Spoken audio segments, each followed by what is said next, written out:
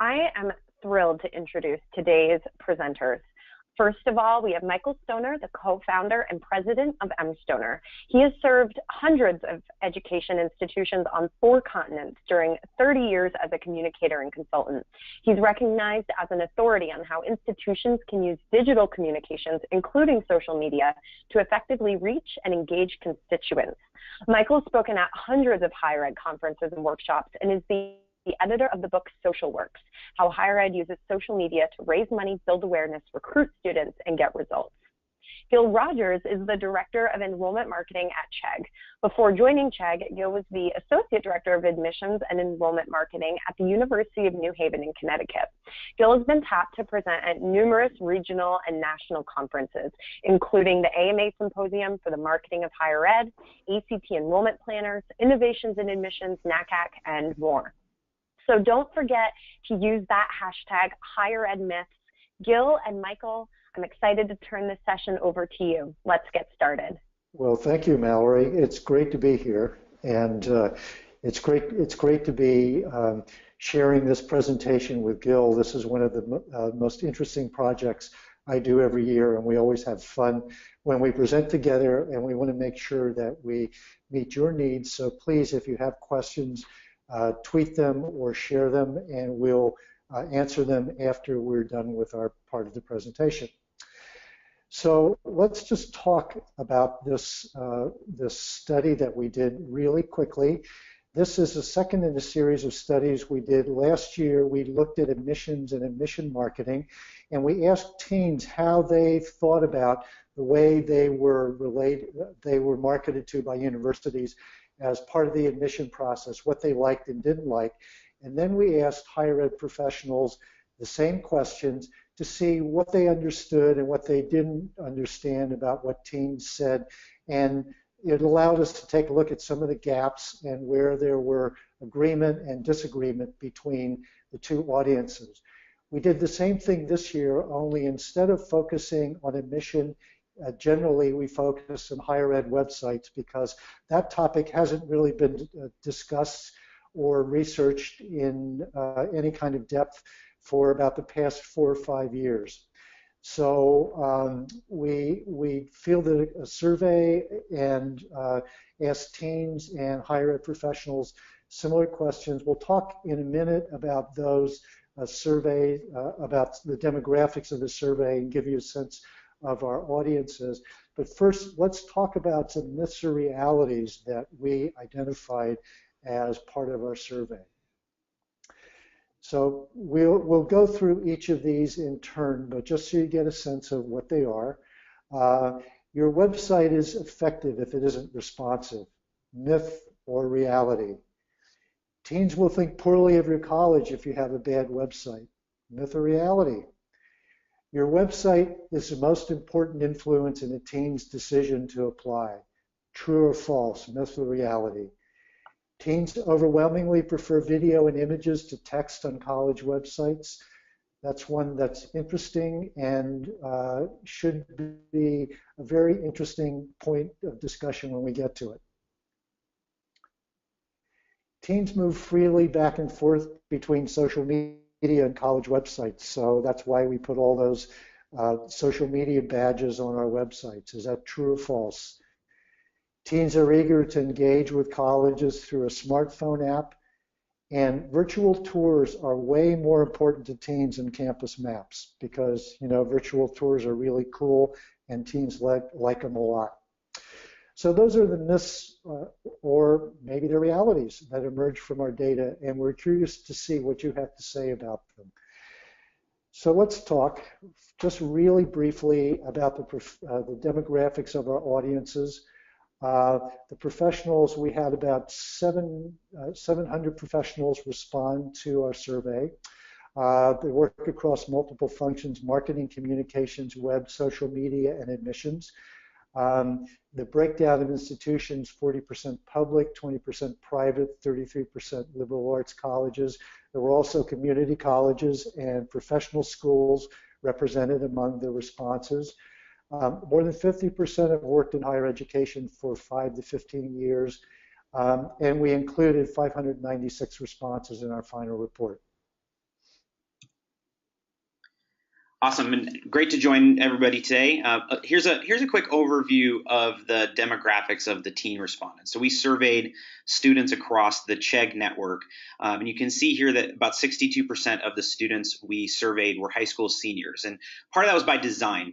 When we do these types of studies, we want to get an understanding of the slice in time of students who are going through the college search process today. So by focusing on high school seniors, we were able to look at what students who are in the midst of the process of selecting a college would tell us about the experience on a college website. Most of the students who replied to our survey were considering applying to a public school or a private school, but you can see here that slightly over half were considering both.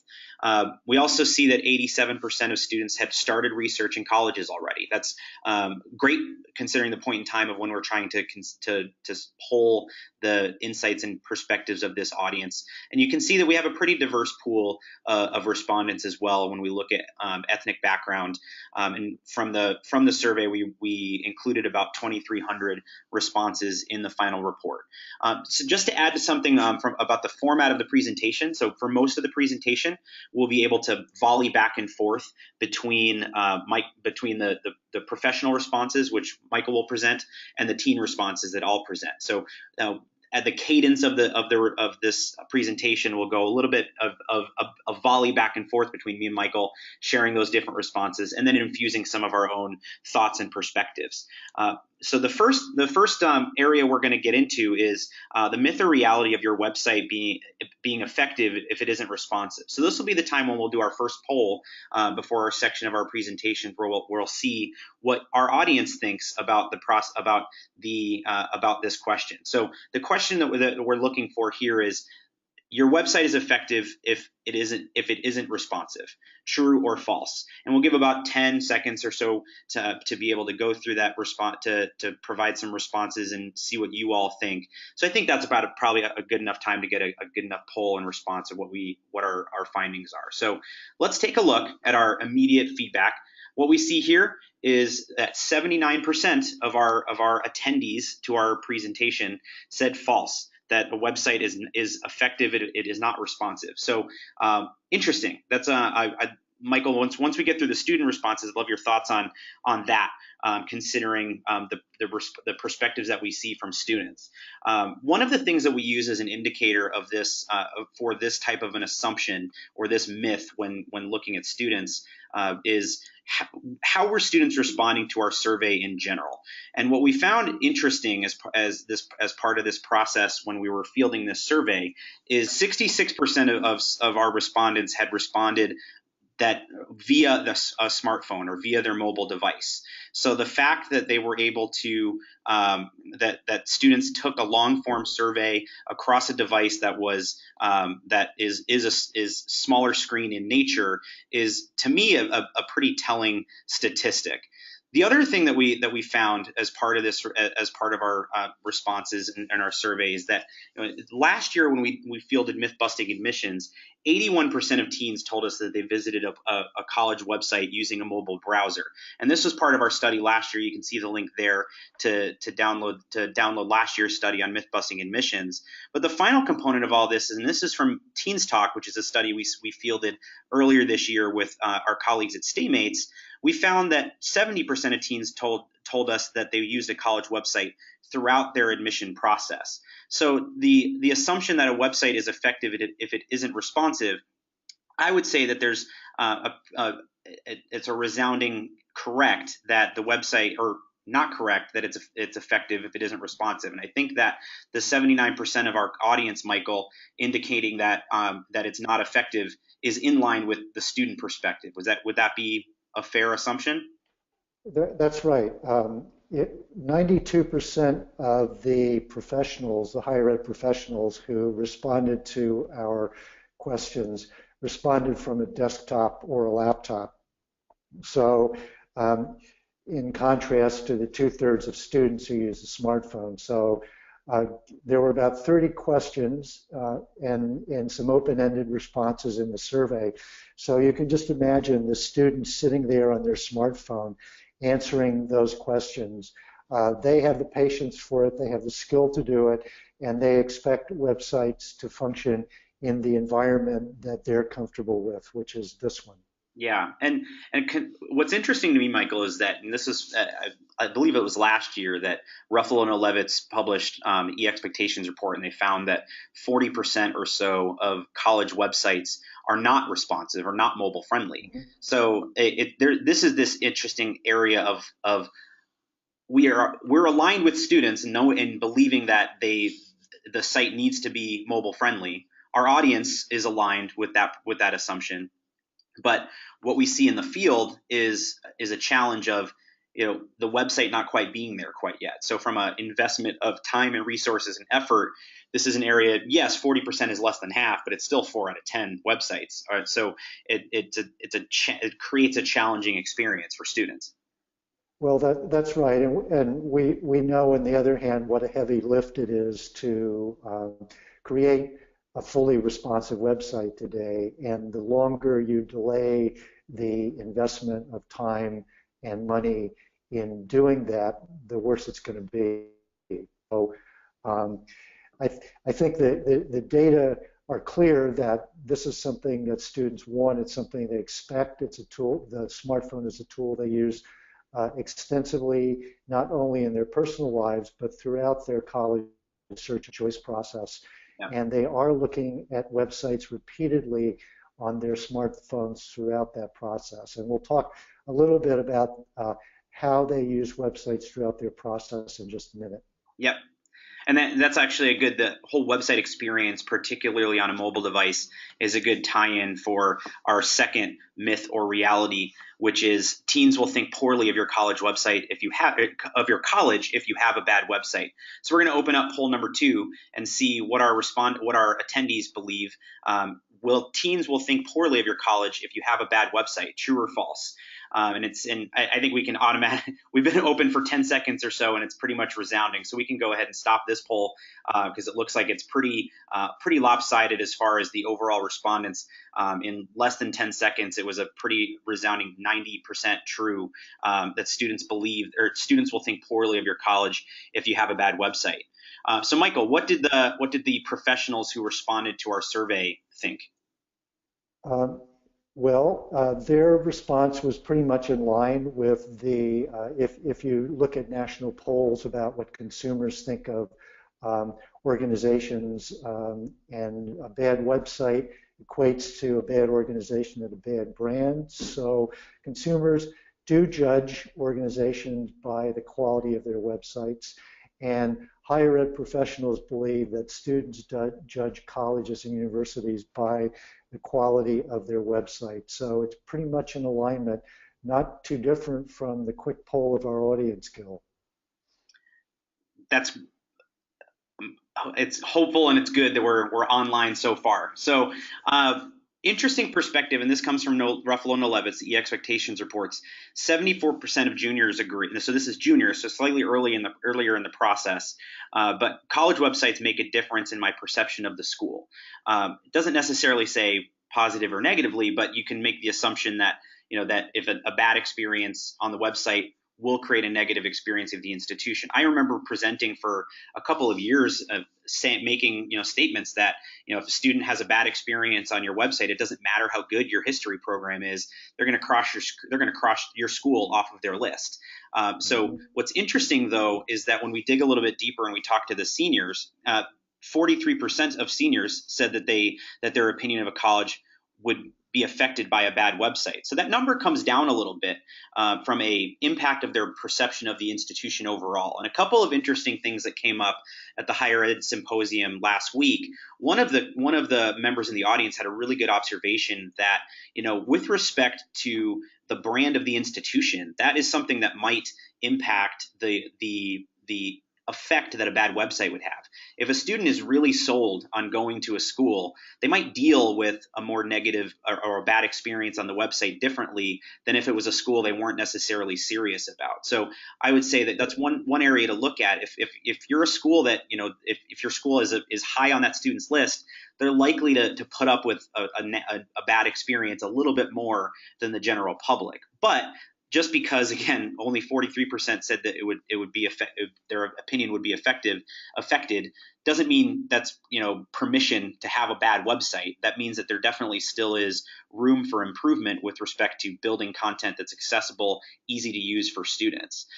The other area, and then I'll turn it back to you, Michael, for any thoughts that you might have, is we asked students about the hardest to use areas of .edu websites. And what's interesting here is that the hardest to use areas are things that have to do with outcomes, the kinds of jobs that they can get in their field, accessing information about tuition, costs, aid info, academic information, and student life information. Those are the hardest to access or hardest to use areas. So once a student is there, getting the information that they're looking for.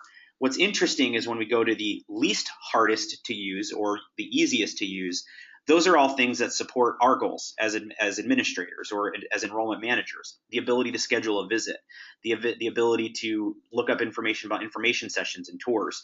Those are the two things that we want students to do when they're on their when they're on our website. So coincidentally, those are the things that are easiest to use, that students tell us are easy to use. Michael, do you have any thoughts on this section on what the students are saying? Well, I think it's important to emphasize something that you said that came up last week, and that is that that we believe that what's happening is that the efforts that everyone is making offline to build your brand, to emphasize the quality of the institution and the quality of education at your institution, is actually having an effect. So that's one thing.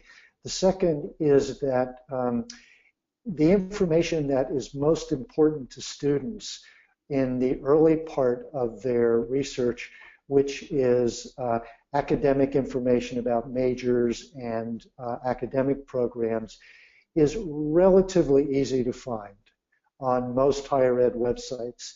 So my hypothesis is that because it's relatively easy to find, they're okay with some glitches later on in the process because they've become familiar enough with the website when they've actually made a choice to consider an application or to apply.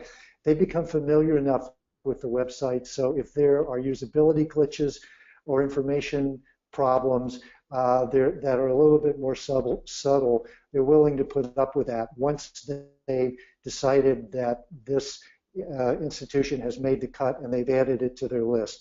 Still not an excuse not to iron out those usability problems, not to look at your information and make sure it's clear, not to take a look at your search and tune it up, because all those are problems. It's just that maybe prospective students are a little bit more forgiving, particularly after they've made a decision that they're interested in your institution. They'll look a little bit harder because they feel it's worth the investment of their time and energy. Yeah. I think generally the lesson is good enough isn't good enough.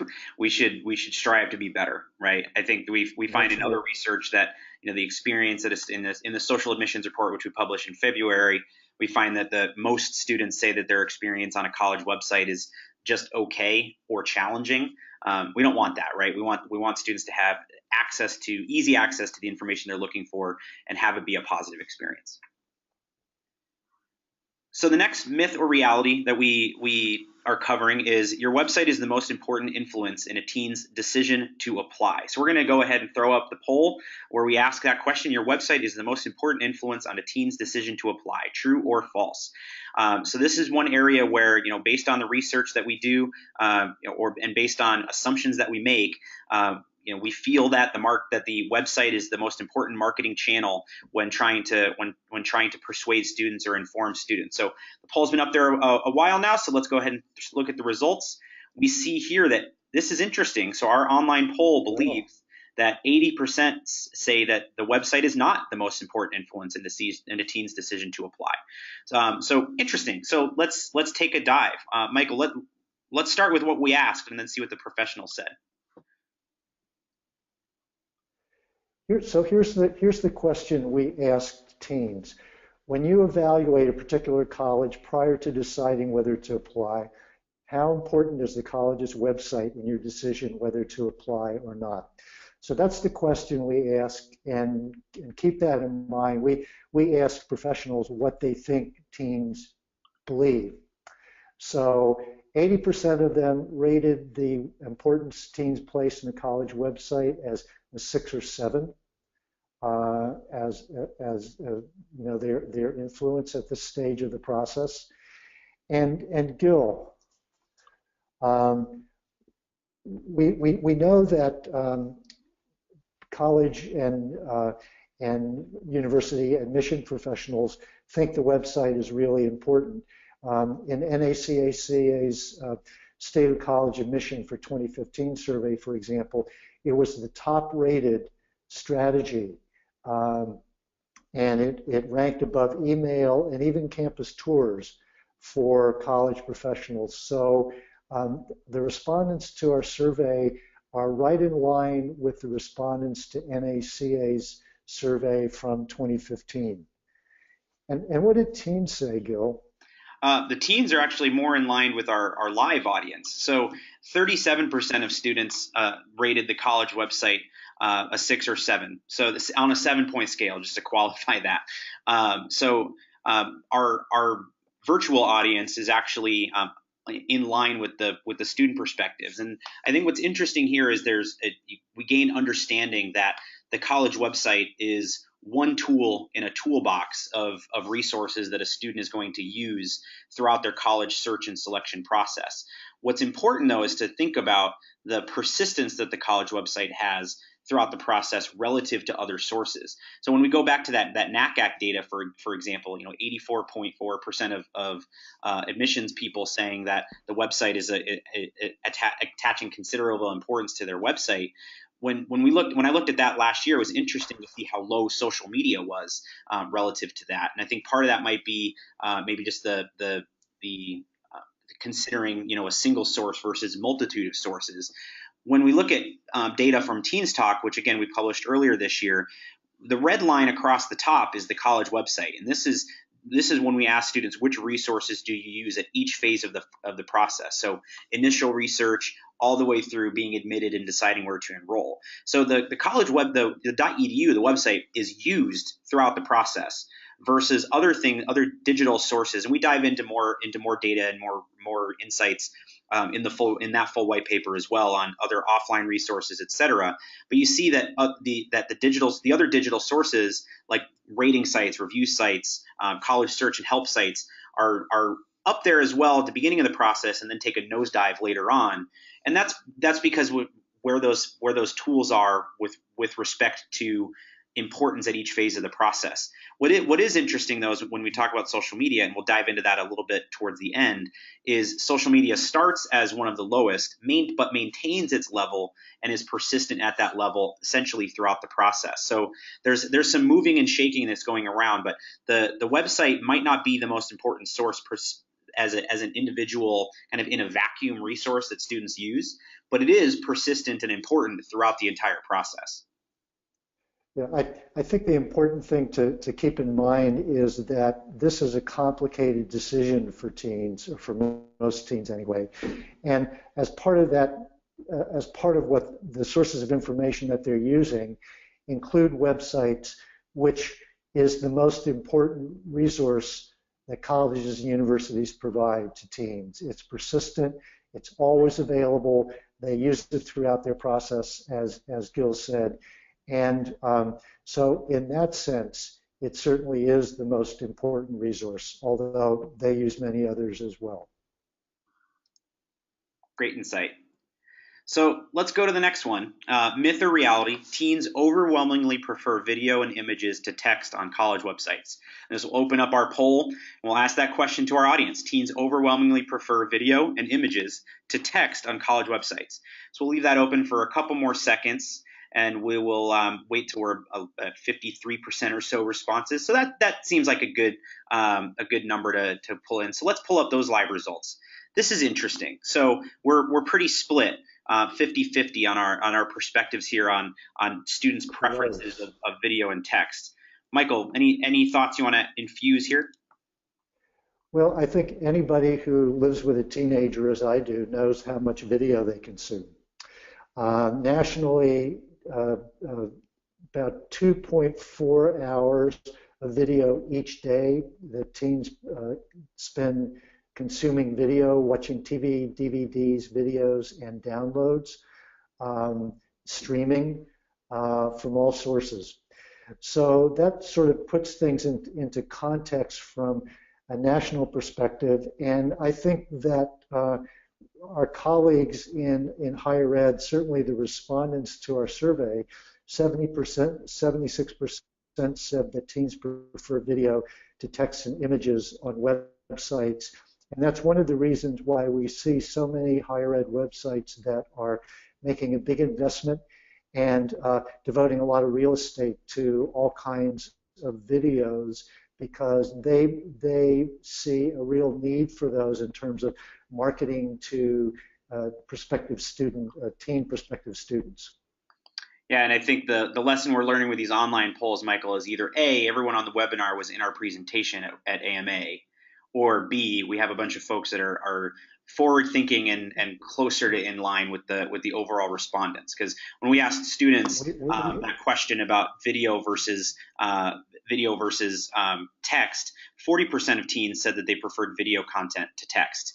A very astute group of viewers today. We have the smartest webinar attendees that have ever attended a webinar are on today's webinar. So interesting breakdown here. So when we asked when we compare the respondents of professionals to teens, these are the areas we really want to highlight. Text and articles, there's a huge disparity that 17% of professionals believed that teens preferred text and articles, where 64% said text and articles versus the 40% to 76% of videos. So this is one area where there's a pretty good misalignment with the perspectives here. And I think a lot of this has to do with when we think about the place and where students in this process were. We were polling seniors in February. So these are students that are in the midst of their college search process or earlier.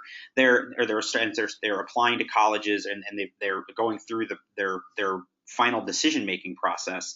They want access to the information that they need quickly. And if you're going through the application process, or you're looking to put a housing deposit down, or whatever process the students are in, it's going to be easier to find a bullet-pointed list of things that need to be done versus watching a 3-minute video and having to rewind it back to a spot to catch something that they might have missed.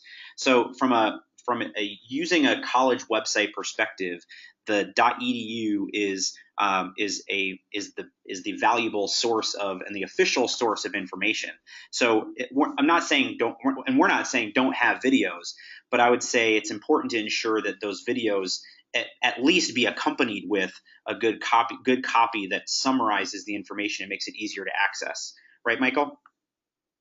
That's right. The analogy I use is that when I'm building a shopping list to go to the store at night to make dinner, I want to look at a recipe and know that I need chicken, scallions, and ginger. I don't want to watch a 3-minute video showing me how to make that recipe to figure out what I need for my shopping list. By the same token, if I'm thinking about learning a new technique or making a recipe that uses a technique that I'm not familiar with, the best way to learn that technique is to watch a video and actually see somebody doing it. So think about that, particularly on the more transactional areas of your website, how to apply, how to fill out a financial aid form, things to do like that, that have step-by-step processes. It's really important to test those, to be clear, to do usability testing, and to go back and revisit them to make sure that prospective students are actually able to use those areas, because they're extremely important. And also, from the perspective of videos, they will watch videos if, for example, they go to the academics area of your website and see that you have the physics major, they're interested in physics. If there's a video of a classroom experience or an experiment of some kind, they may well engage with that video, but they're not going to click on that video first They'll engage with it after they've decided that they're interested in the major. Then they'll look for more information and consume video. Great, and video will be talked about in the next section too, so that's a good segue to the next myth or reality with respect to social media. So teens click through to your site from social media sites or vice versa. We're going to pop up our next poll and see what our audience believes. So again, teens click through to your site from social media sites to your site from social media sites and vice versa. Those little icons in the bottom of your website, are they adding value and are being useful? We're going to close the poll there because it looks like we have a good representation of responses, and we see here that 62% of our respondents say false, that students do not click through your site from social media sites and vice versa. Interesting. So again, enlightened group, I think. When we think about when we ask students about their click-throughs from a .edu site to a social media site, so this would be your Twitter icon, your Facebook icon in the bottom of your screen. Most of our respondents believed that students did it at a higher rate than the students acknowledged doing it. The blue bar there being professionals, the green bar there being students. Two areas to really highlight here, though, is that when we think about the college search and help sites, so ranking sites, your US News icon, for example, or niche.com icons, for example, at the bottom of your website are clicked by students more than we as professionals potentially give them credit for. The other is YouTube. If we're going with where the area is of most alignment, we see here that YouTube is the one that's closest to the overall respondents from our professionals. So there is a thirst for video, and when we go to the next slide, we see here that when we asked about going to a website from a social media site, so this is a student is on Facebook or on YouTube or on Twitter, we see again that there's professionals believe that there's a higher propensity for students to do it versus the students actually doing it. It doesn't mean that they're not. A third of students are saying they click through from Facebook to go to a school's website. So that's to say it's not a bad thing to have the icons, and it's not a bad thing to post links to your website to social media. Those are good things to do. It's the acknowledgement that students are not necessarily doing it as high of a rate as we believe, but there is still a little bit of a two-way street. The other area to look at here again is the college search and help sites. We believe 73% of professionals believed that students click through a college search or help site, like going onto niche.com or going onto college review and help sites. Mm-hmm. But even more students acknowledge doing it. So it's important to understand kind of where your brand is visible, where students are accessing you. That's and right. Social is one area of that. So if we're thinking about tools that students are using, and we think about the website and social media, the website is where students go to find the information they need. They go there to find information about applying and scheduling a campus visit, tuition, fees, those sorts of facts and figures. They go onto social media and they go onto video sites and they go onto college search and review and ranking sites to find the other information that they want. The information about campus life and campus perspectives, fit and how the campus experience is going to be. So when we acknowledge that each property has a different place in the process, that's when we have a better understanding of what content works where. Michael, anything to add to there? Yeah, I'd say just remember that earlier slide we showed about the use of social media, and social media is a really important source of information for teens. They do look at your official social media presence on Facebook and Instagram, but they do it at their own time, at their own speed, and it's fairly important, particularly as they move through the process. They get a sense of your institution from what they find on social channels. Perfect. So the next myth or reality is teens are eager to engage with your college through a smartphone app. So we'll throw up our next poll and see what our audience believes. Again, teens are eager to engage with your college through a smartphone app. I think smartphone apps were all the rage a couple of years ago, a hot new thing, and now we've had some time to learn and leverage them or not leverage them depending on our institution. So we see from this poll that 81% said false, that teens are not eager. Essentially, teens are not eager to engage with your college through a smartphone app. Michael, what did our professionals say? Well, 54% said that they were. That after they've applied, they'll download and use a smartphone app because they've already made a decision. They're committed and they're eager to engage that way. And Gil, and once again, our audience, our student audience, is aligned with our live webinar audience. 72% of teens said that they did not download any college apps from a school. And I think this is one area where there's definitely still some opportunity for discussion around context. It's easier for a student to access your website via their web browser than it is for them to go into an app store, search for your app, and download it. That's an activity that is probably more reserved for a student who's towards the bottom of the funnel versus a student who is just exploring and researching schools. So this is data from the social admissions report, which is the study that we do on students' use of digital, social, and mobile tools. And half of teens would download an app to communicate if they were to download an app. So this has to do with submitting an application, which is not necessarily a very mobile-friendly experience at the moment. It's about communicating with a college rep and things like taking a virtual campus tour, which is the next section we're going to look at. But I think the general lesson here is to not invest in a mobile app if you haven't invested in a mobile-friendly website first, which I think is something that has been learned over time and is reflective of our live audience. So the next section, or next myth or reality, is virtual tours are way more important than campus maps. Let's throw our live poll and see what people think. Virtual tours are flashy and fun. Teens like flashy and fun, right? So that's a kind of a good representation of our group there that we have for our live poll. And we see here a pretty even split. 58% saying virtual tours are not more important than campus maps, and 42% saying that they are, which is pretty close to our survey respondents, right, Michael? That's right. So 39% of our survey respondents said that teens looked at a campus map when researching colleges, and a much larger percentage, 78% as a matter of fact, said that teens used the virtual tour when exploring colleges.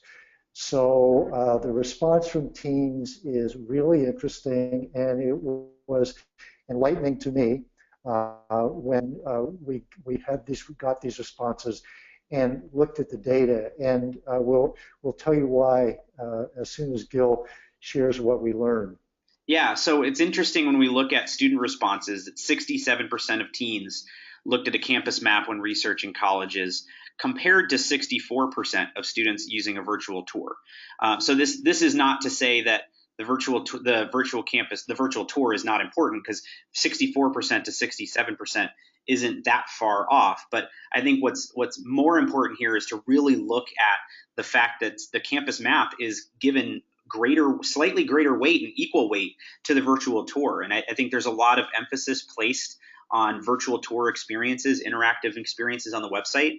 But what students are looking for when they're on your website is the information that they need. And the information that they need from a campus map is the distance from things on campus, where things are laid out, the size of the campus, where things are. Those are the things that a campus map is going to provide more easily and on demand than a virtual tour, where they'll have to maybe sit through an experience.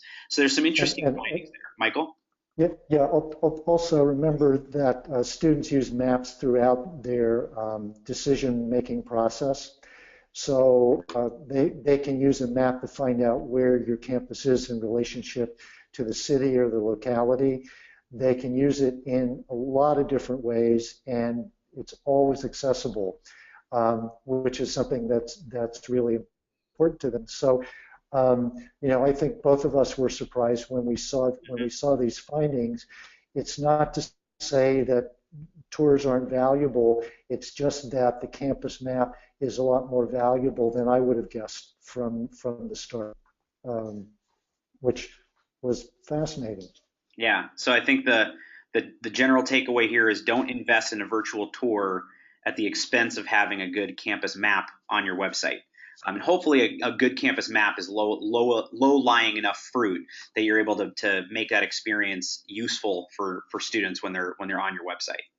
And of course, a campus map is useful for many, many different audiences, and as well as our tours. But a map is extremely useful and worth time and attention and investment. Yeah, I mean, when that student enrolls at your campus, they're likely still going to want to access that map versus a virtual tour, mm-hmm. which is only going to be focused primarily on prospective students. Right. If I get up at 7:45, can I still make my 8 o'clock calculus class? Great. So let's jump into some the summary, and then we'll open it up to some questions and answers. Michael, what are some top line lessons that we've learned? Well, I think that one of the lessons that came home to me again this year, as it did last year, is how complicated this process is for teens, and that the website is, while it's important throughout the process, different parts are important at different times. So that's why, in that discussion of the campus map, first of all, they might be looking at where the campus is relative to the city, but they have different queries that they'll run against the campus map at different times during the process, and that's analogous to the way that they use a website. So the entire site becomes important at different times throughout the process. Yeah, and to drive the point home, I think that when we think about the experience when a student is on that site throughout their college search, having a responsive site is significantly important to your recruitment efforts, to your marketing efforts. The fact that 2/3 of our respondents completed a long form survey on a smartphone is very telling. And again, aligned with the fact that 92% of our professional respondents use a desktop computer means that as professionals, we're not experiencing the web the same way that students are in many ways. So open your website on your smartphone after this webinar, obviously, and see how easy it is or how hard it is to do those basic things that a student might be looking to do, especially when it comes to accessing the information that they need to use. Photos are important, videos are important, but having the text to accompany that content so that they can easily skim and swipe. We are at Chegg. We visited the Facebook offices earlier this year, and they are even finding challenges with engagement of younger users of their platform because people aren't liking and clicking like and share as much as they are swiping and scrolling. So making it easily swipeable and scrollable by having that copy visible is going to be important.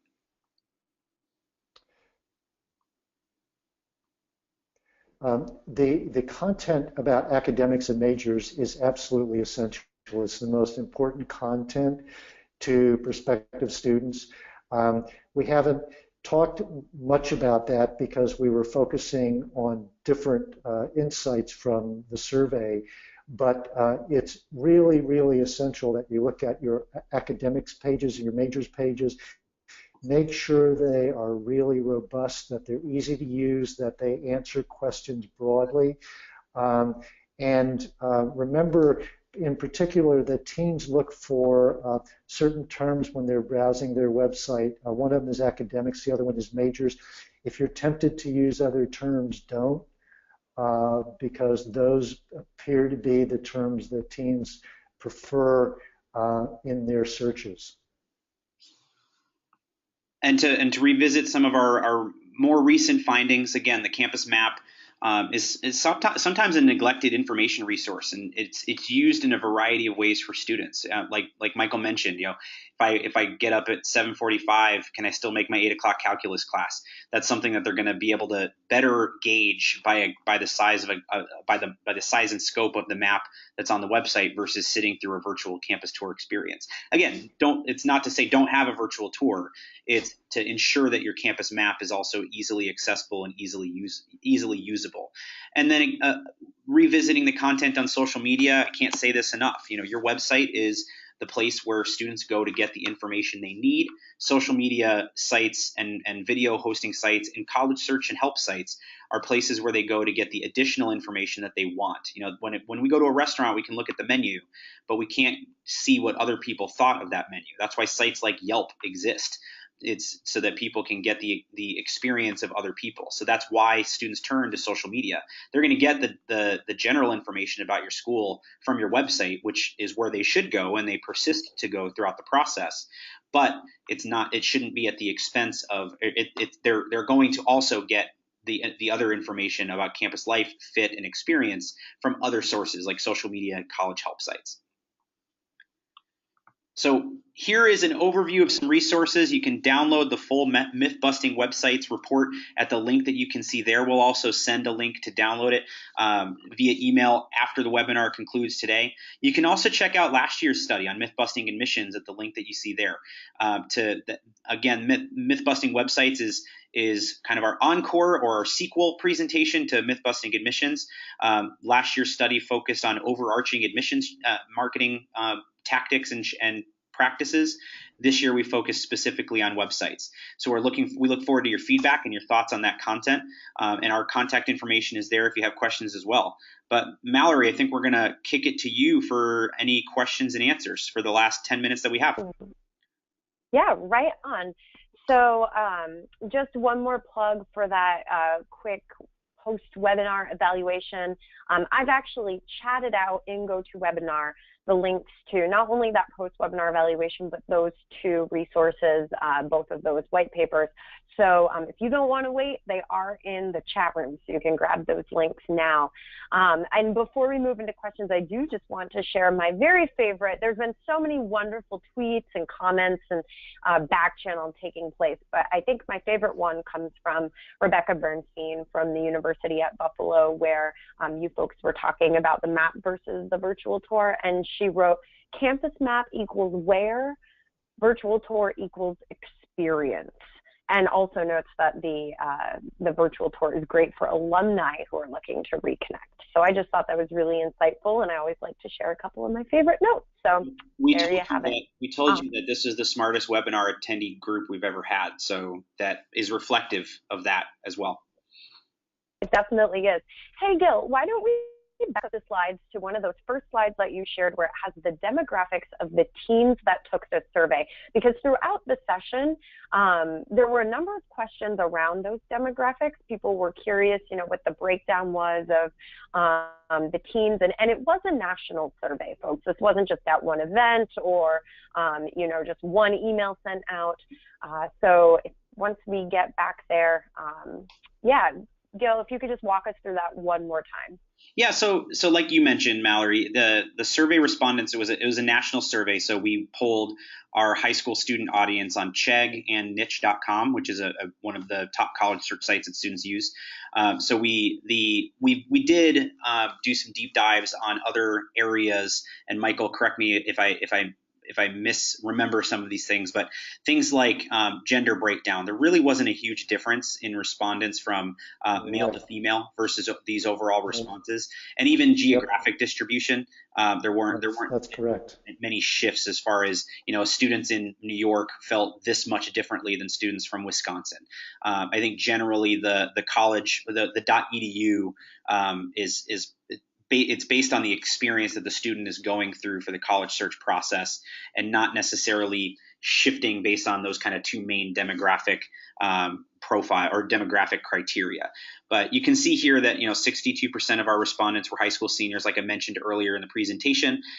This is reflective of the priority of this poll was to get really the responses of students who were in the midst of the process today, going through the process. So focusing on high school seniors allows us to get a window into what you're dealing with respect to the audience that most of our admissions friends are trying to reach, which would be high school seniors. And you can see here that I feel like the breakdown of how students or what types of schools are applying to is pretty reflective of most schools lists. Most students lists. They have a couple of private schools, couple of local schools, reach schools, safety schools. So we have a pretty good cross representation of the types of schools that they're considering as well. Anything else you want to add to that, Michael? No, I think that's right. I think that's right. Great. Well, I've got a number of questions. Go ahead, Michael. I was going to say my favorite tweet is from Catherine Scholes. What planet are people living on if they think their website is effective if it's not responsive? Awesome. That's me too. Seriously. I think I'm favorite of that one. Awesome. Well, folks, I do want to just mention that we have a number of questions, and I know this webinar is going to probably extend past the top of the hour for about 10 minutes. Don't forget that we are recording the session, and you will get an email early next week with a link to this recording as well as the slide deck. So if you have to head out at the top of the hour, that's totally fine. We understand, but we're going to stick around for a few extra minutes to make sure that we get through all of these questions because they're really excellent. So that being said, Gil, I'm going to toss this first one to you. It should be an easy softball, like no problem to start Q&A. Can you share what sites specifically students might visit for their college search and help information? Nina's curious. I love softballs. Softballs are wonderful.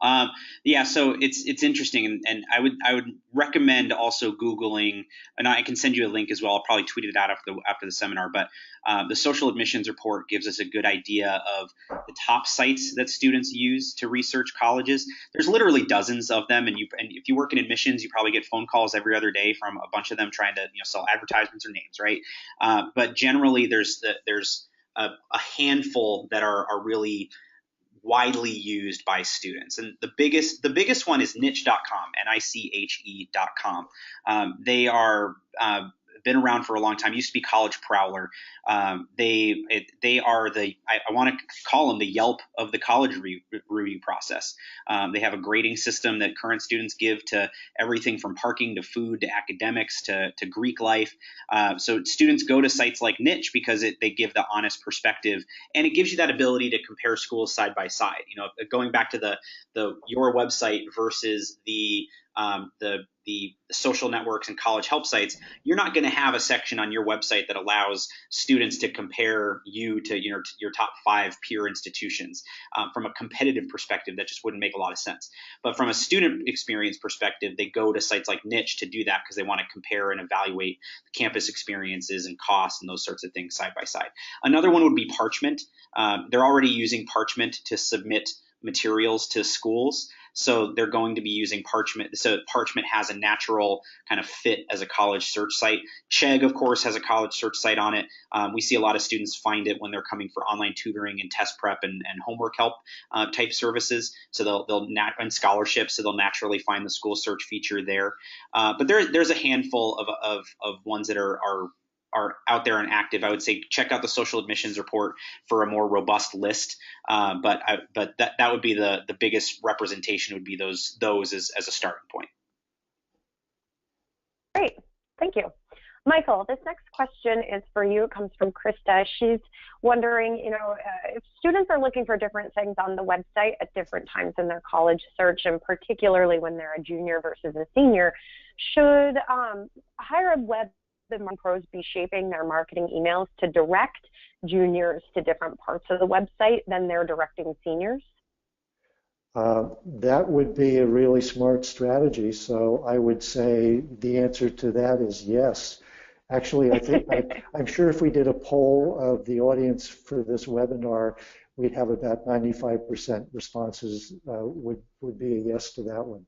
So absolutely, and part of your content strategy should be linking your knowledge of where students are in their admission process and helping them to gain the information that they might be looking for at that stage in their process, and making sure that they're aware where it is.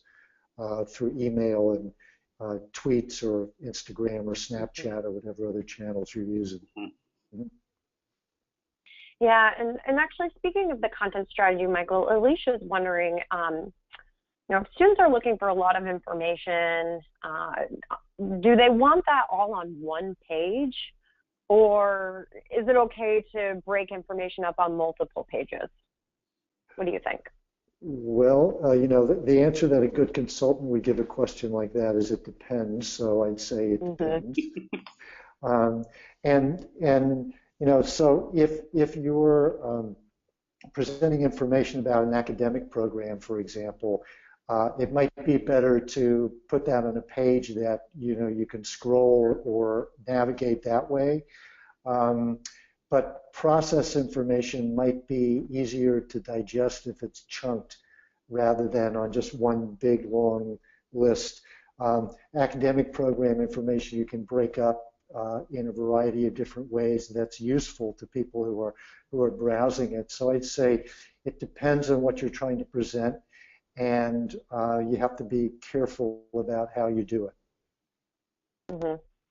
And, do you have any thoughts on, what types of conversion opportunities might work best on certain pages? So let's get a little more specific than that. Let's say the main admissions landing page.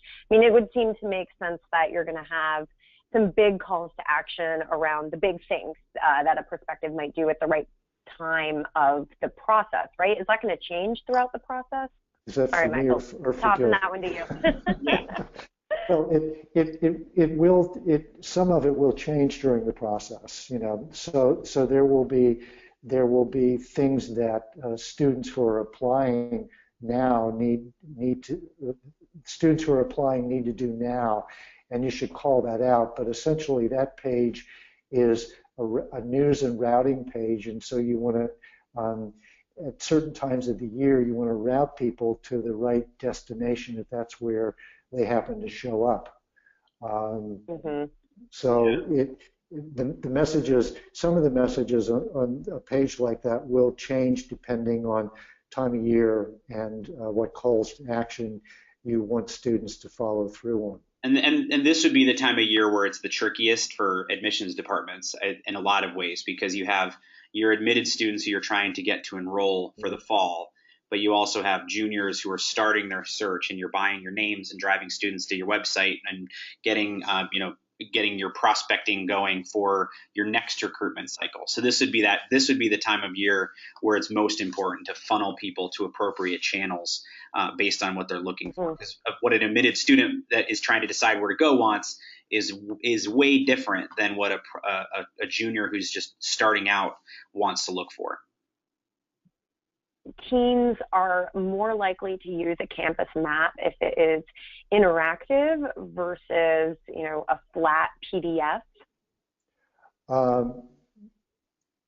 Well, it's interesting. It's a question that we didn't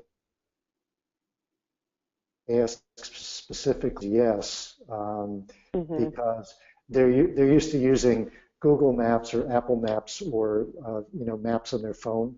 And I know our teenager is the navigator in the car, and she uses her map to get us around when we don't know exactly where we're going, and sometimes when we do.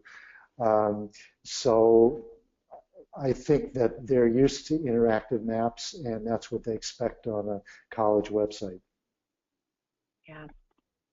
So if teens aren't using social to click through to websites, and they're not using social heavily in the beginning of their research process, Sierra's, wondering what you might suggest their social content should focus on when it comes to prospective students, particularly when we know that they're juniors or early in their senior year and still researching institutions. Yeah, so I can probably field that one. I lost my connection there for a second, but hopefully I'm back. We're live. So I think generally, and we see this in Teens Talk and other studies that we do, that students are at the discovery phase. They're likely starting on Google to search for colleges. where they then end up on your.edu, which we see in the research is persistent throughout the entire process, or they end up on those college search and help sites. So I think from a introducing your brand perspective, it's important to be active on those and make sure that your information is accurate and up to date and correct, and be responsive to the students who are reaching you on those platforms.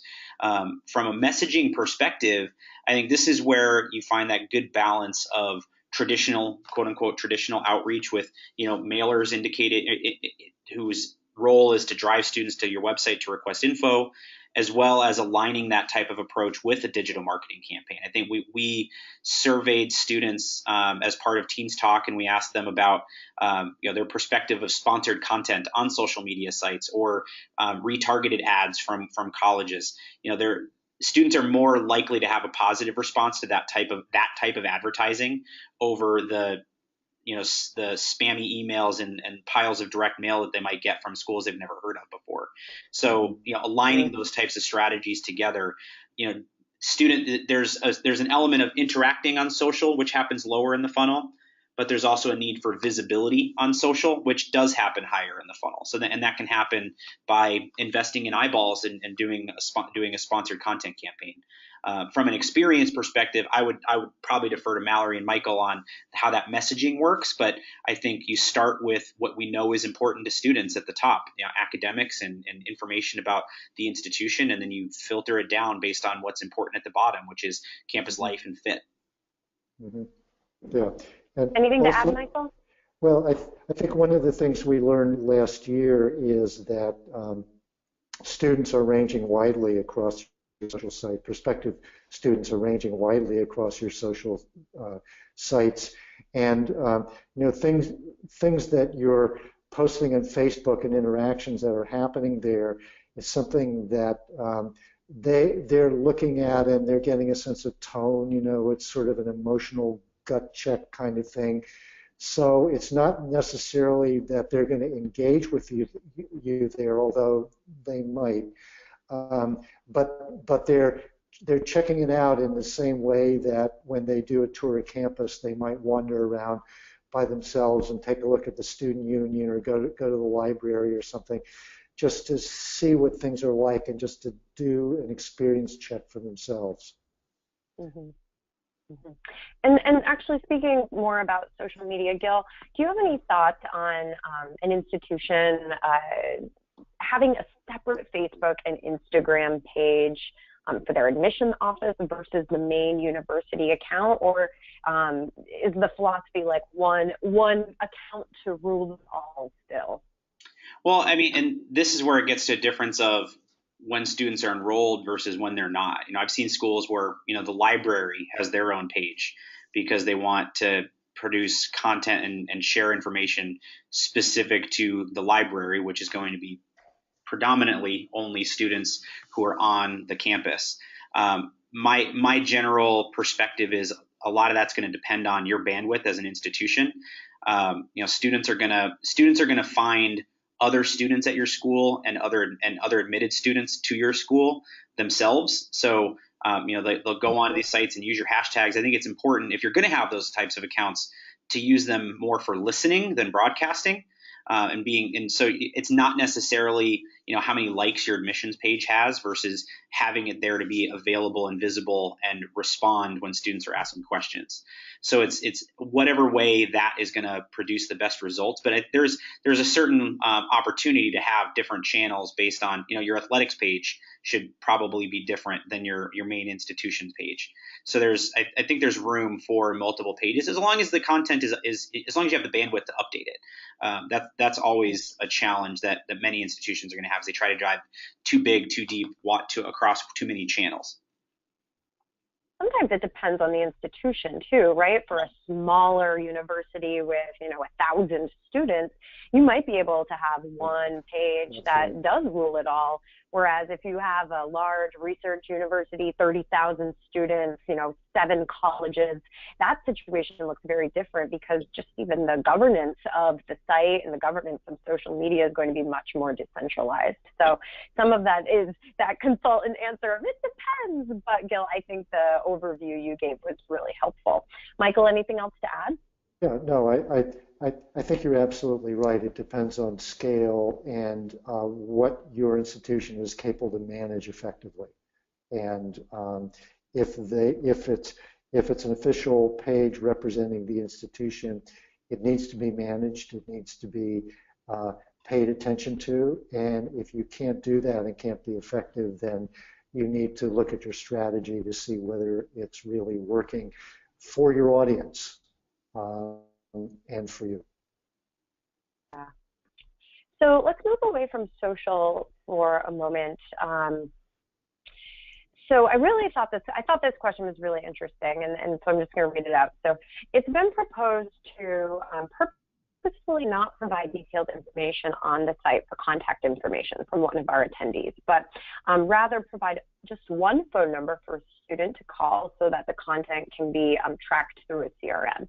Do you think that this aligns with what students actually want when they visit a site? I think one of the things that many admissions offices advocate for is the fact that students want to come to the institution because of the personal touch that they get and the personal experience that they get when interacting with someone on the admissions team. So I think it's good to have a central general information line that people who don't know who the heck they need to talk to can call, or obviously a general information email address that they can, but I would advocate that many students are going to want to know, how do I contact my admissions officer? How do I get in touch with my counselor?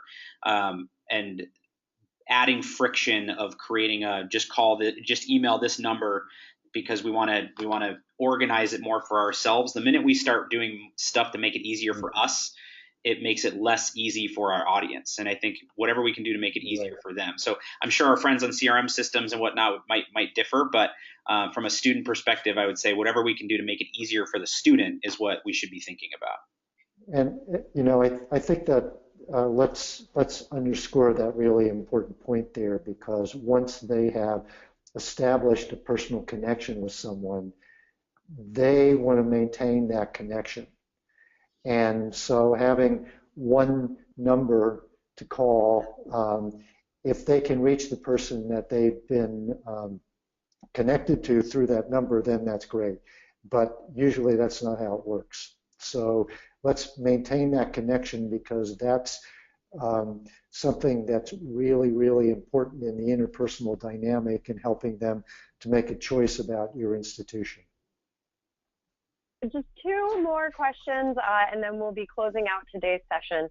Robert is curious, where does organic search play into all of this? The role of driving people to the website, and, are students, are they going to Google and typing in, this university science, biology, or, what's going on there? Yeah, I'll go first, Michael, and I'm sure you've got some great stuff to add. I just hosted a webinar 2 days ago on do's and don'ts of higher ed marketing, and what I tried to do is cover in quote unquote layman's terms all the different terms you might hear about with PPC campaigns and CPM and SEO and SEM and all these sorts of things. And I think generally SEO, or search engine optimization, is tremendously important, not only for recruitment but also just in general for serving constituencies across your campus. Making sure that your site is discoverable and also information that you want that is important is discoverable. The benefit of SEO too is that if you do it well, which takes a certain expertise, you have to build your site well and have the right meta tags in place and all those sorts of things. But if you do it well, then you do appear higher organically in searches at the program level. If a student's searching for business programs in Connecticut, you want to try to be listed up there. I mean, chances are students are going to find, again, a college review or help site when they do that. But if you're up there, then that helps. And being up higher also helps with reputability of your programs, versus even investing in digital marketing, like even investing in a PPC campaign where you pay Google for your website to appear in those search results. Then you get the ad designation next to your name, and if that could work for some brands, but if you're concerned about the perception of your brand, paying for advertising versus appearing organically just has two different feels to it with respect to search engine marketing. So it's something to think about. Mm-hmm. Yeah, I think that's a great answer. I really don't have anything to add. I think that was really good. Thanks. Hey, every once in a while, Michael. There you go. Awesome. Well, that is it for our questions today that were relevant to our Mythbusting website's research. So I just want to say thank you, Gil and Michael, so much for all of this really excellent information. And folks, we'll definitely be following up with you soon with this recording, as well as links where you can download the white papers for Mythbusting admissions and Mythbusting websites. And guys, is it safe to say that we might be back next year with more Mythbusting research? It's our favorite project of the year. Best project of the year. Love it.